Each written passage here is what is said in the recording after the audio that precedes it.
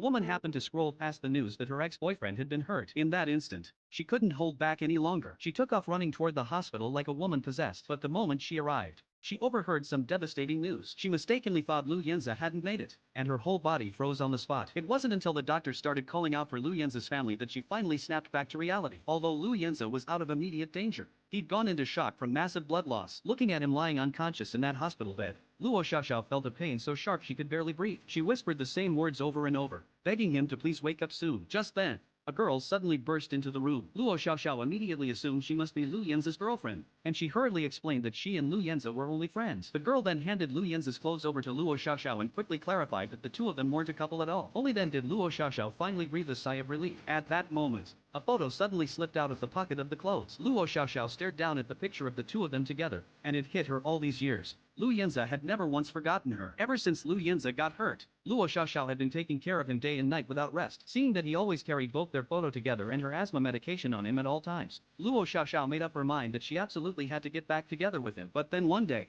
just as Luo Xiaoxiao was coming back from being out, she accidentally walked in on Li Shui holding Lu Yenza's hand. And wouldn't you know it, Lu Yenza happened to wake up at that exact moment. He naturally assumed that Li Shui must have been the one taking care of him the whole time he was unconscious. Seeing this, Luo Xiaoxiao didn't stick around any longer and just turned and walked away. After Lu Yenza was discharged, he wanted to thank Li Shui for all her supposed care, so the two of them made plans to go see a movie together. But right as they arrived at the mall, they spotted a thief. Being a bodyguard, Lu Yenza immediately sprang into action and took the guy down. Seeing his injured hand, Li Shui quickly rushed him off to get it patched up. And of course, this whole scene was witnessed by none other than Luo Xiaoxiao. Throughout the entire movie, Lu Yenza didn't interact with Li Shui at all. Looking at his stern, serious face, Li Shui could sense something was clearly off. What she didn't realize was that the whole reason Lu Yenza had invited her out was to tell her face to face that the two of them just weren't right for each other, and to gently urge her to give up her faith. After thinking it over for a long time, Li Shui finally decided to let go too. Then she confessed the truth to him. It had actually been Luo Xiaoxiao taking care of him the entire time he was unconscious.